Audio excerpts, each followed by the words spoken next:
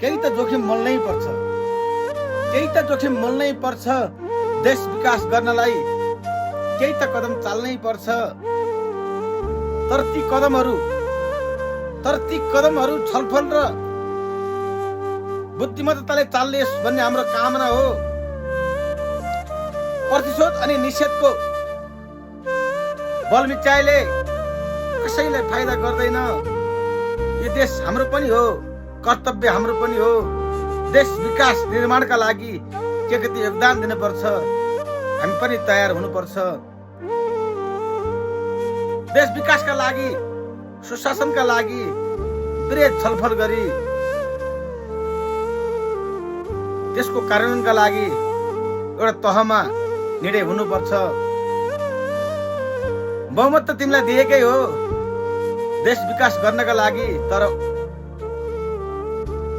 मुडे बल अनि प्रतिशोधले राज्यको चरम शक्ति प्रयोग गरी प्रतिशोधपूर्ण प्रतिबन्धको खेलले विकासको अपेक्षा पूरा हुन सक्दैन। हामी पनि तयार छौँ देश विकासका लागि, त्याग र तपस्याका लागि। तर किमार्थ हार स्वीकार गरेर होइन, किमार्थ प्रतिशोध हेरेर होइन, किमार्थ प्रतिबन्ध गरेर होइन।